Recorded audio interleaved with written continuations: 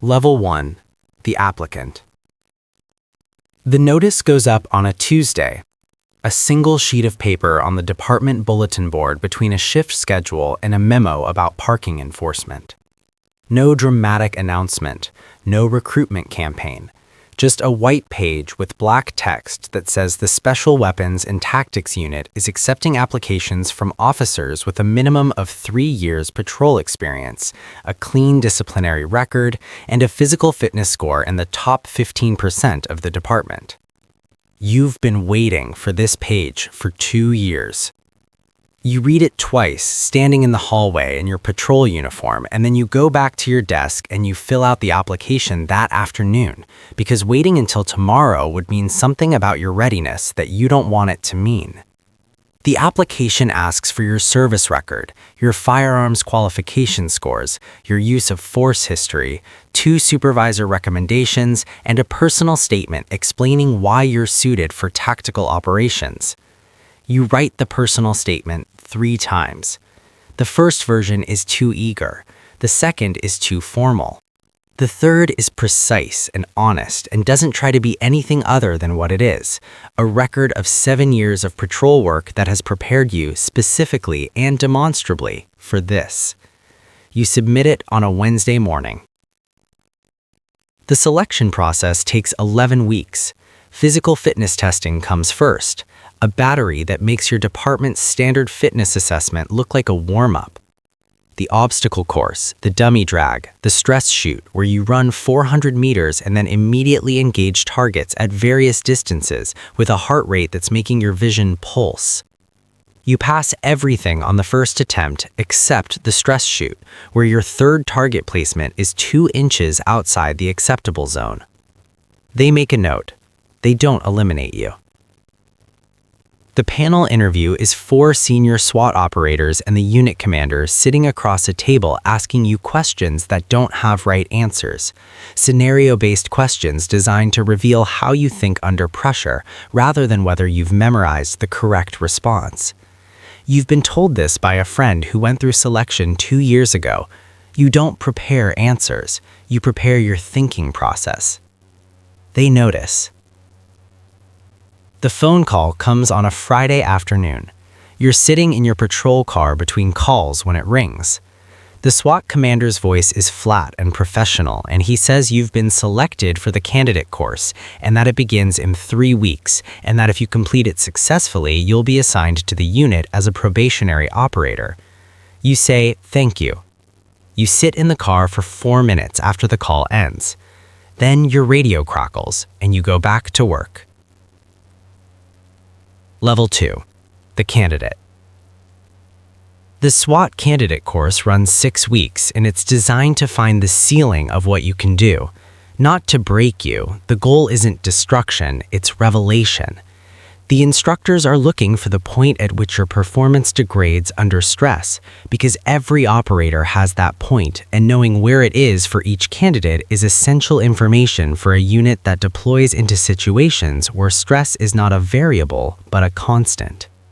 They stack pressure, physical fatigue, sleep reduction, scenario complexity, time compression until they can see clearly what each candidate is made of underneath the performance layer. What they find underneath you is steadier than most. You already knew that. 7 years of patrol told you what your nervous system does under pressure. It clarifies rather than fragments.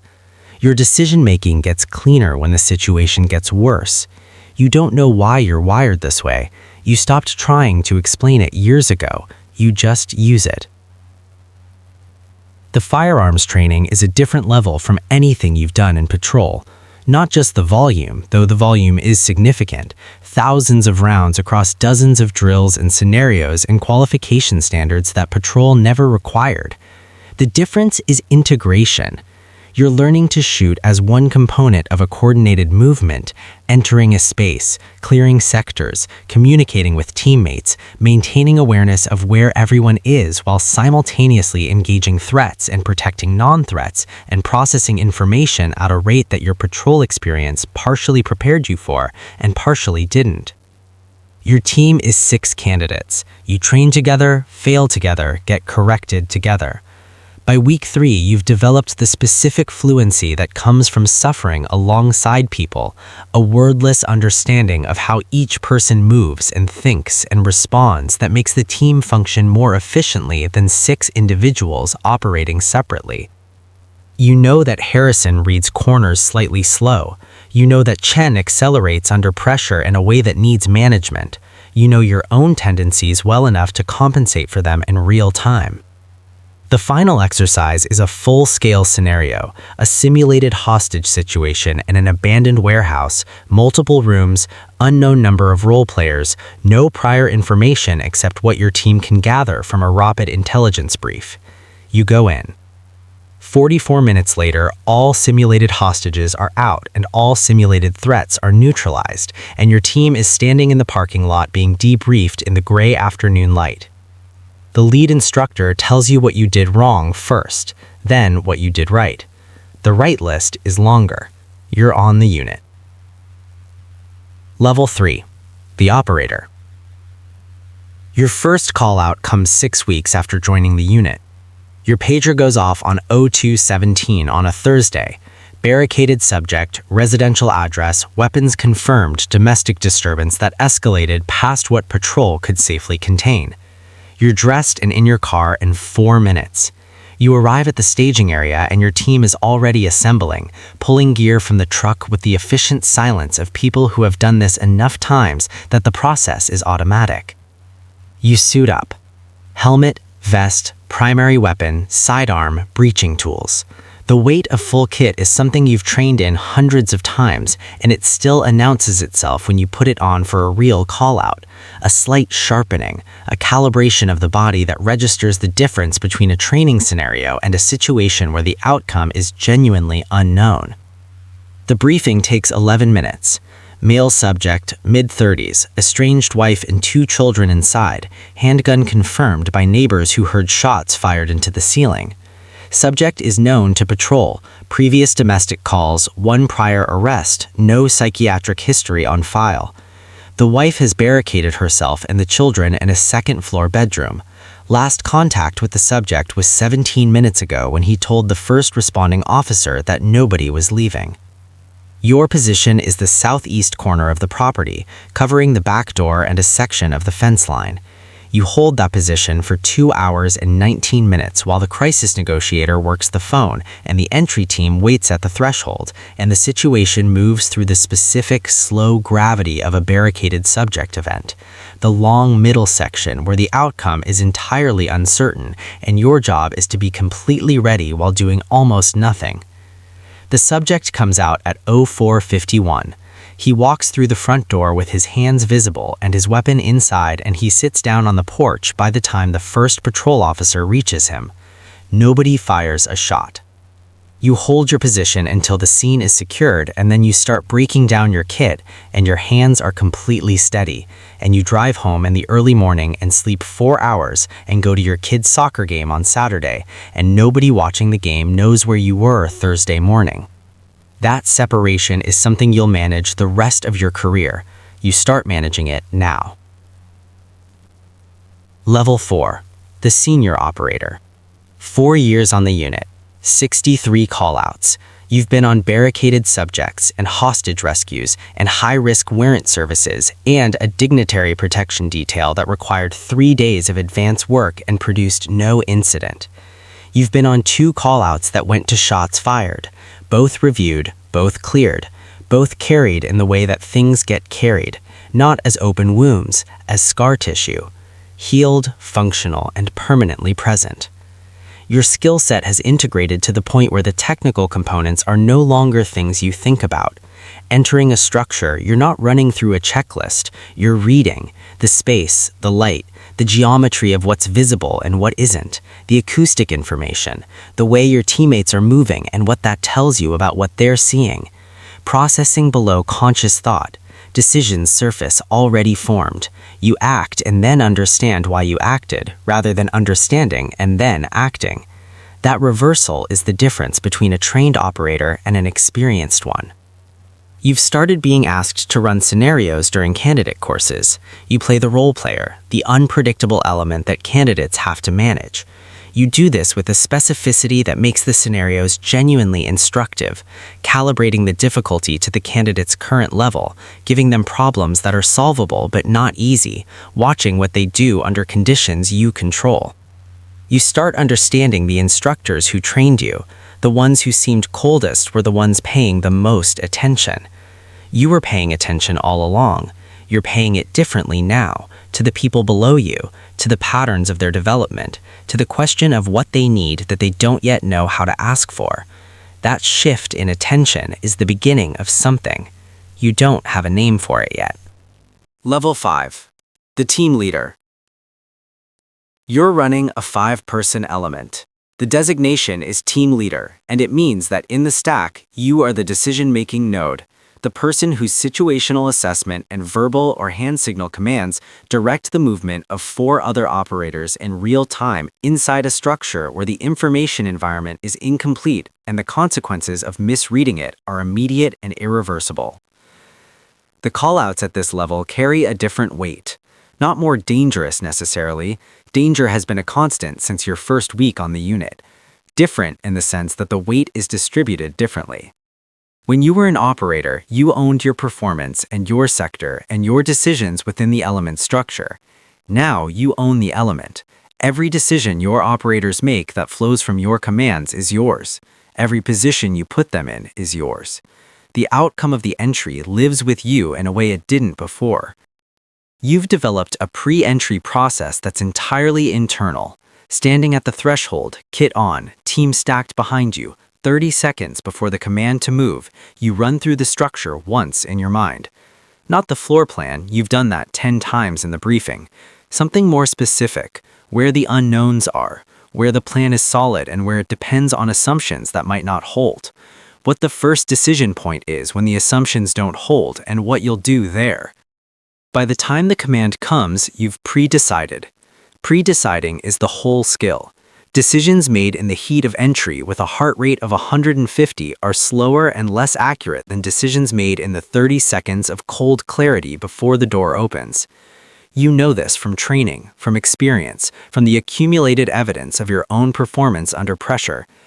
You teach it to your team, not as a technique, as a philosophy of preparation that applies to everything, every call-out, every scenario, every situation where the outcome matters and the information is incomplete, which is all of them, which has always been all of them. Level 6. The Sergeant.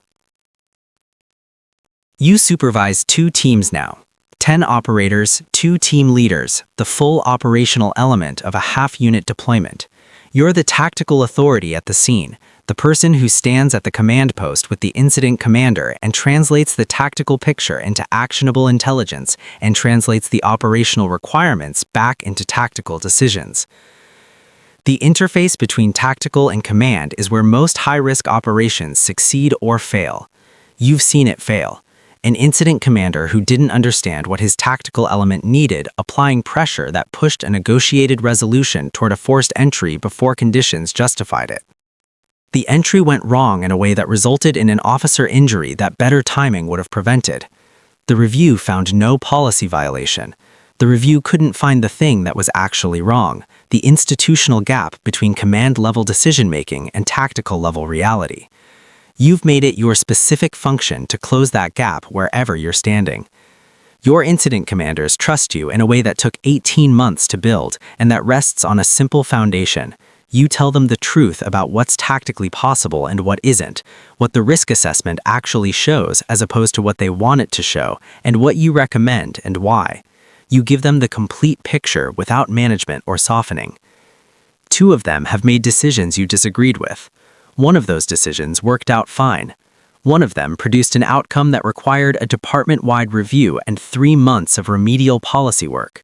You documented your disagreement in both cases, not to protect yourself, to create the institutional record that honest documentation creates, the record that makes it possible to learn from decisions rather than just respond to their outcomes. The department learned from the second one. You were part of that process. That was the work that mattered. Level 7. The Lieutenant. You command the unit.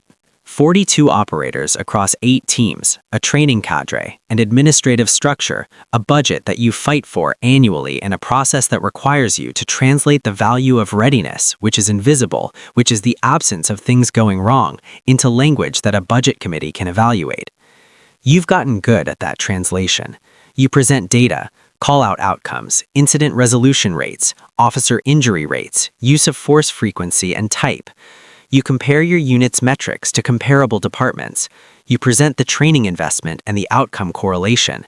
You give the committee a framework for understanding that the 42 operators they fund are the capability that makes every other department resource safer, because when the situation exceeds what patrol can handle, the quality of what comes next determines whether people go home. The budget committee funds you, every year, fully. That's not luck. That's the work of building an institutional case over 4 years of precise, honest reporting. You've made changes to the unit that were not universally popular. A new selection standard that removed 2 veteran operators who no longer met the physical requirements. A mandatory psychological wellness check-in for all operators every 6 months. Not a fitness for duty evaluation, a genuine support structure with an outside clinician who has no reporting relationship to the department. A revision to the use of force training protocol that tightened the standard in ways that required additional range time and additional administrative documentation. Each change met resistance. Each change made the unit better.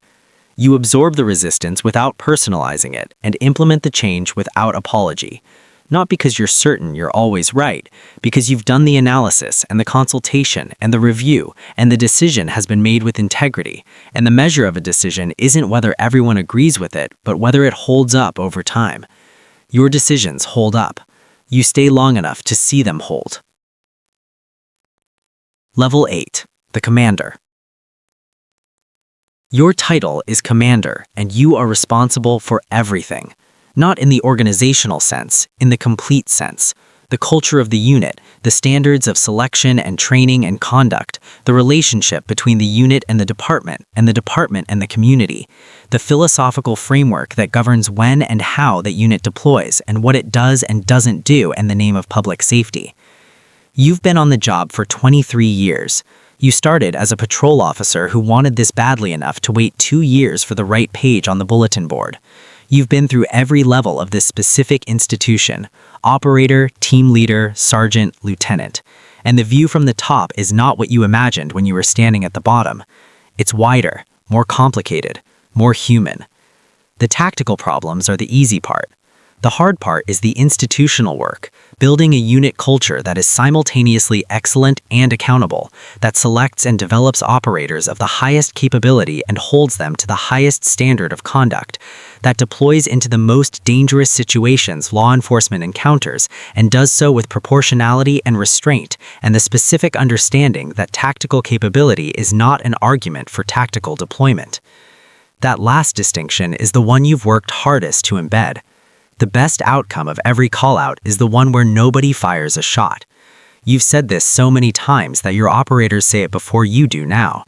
That's how culture works. You say the true things until they're said back to you, and then they're no longer your words. They're the institution's words, and the institution carries them forward after you're gone.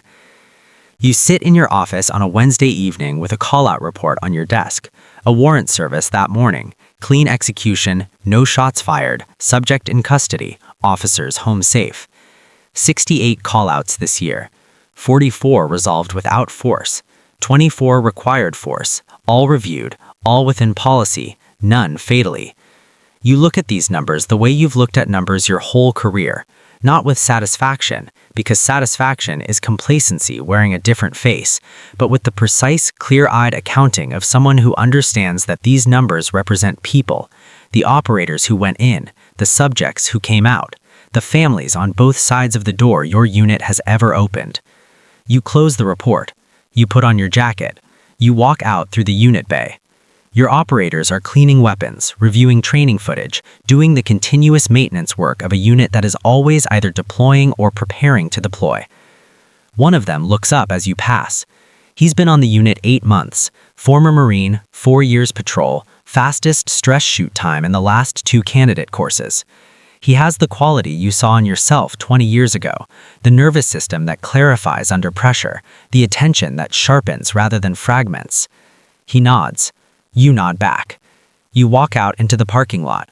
The city is doing what cities do at 1900 on a Wednesday, running, breathing, living its layered and complicated life. Somewhere in it, a situation is developing that your unit may or may not need to respond to. You don't know yet. Your pager is on your hip. It's been on your hip for 23 years. You drive home. You eat dinner with your family. You are completely present. You are always listening for the pager. Both things are true. Both things have always been true.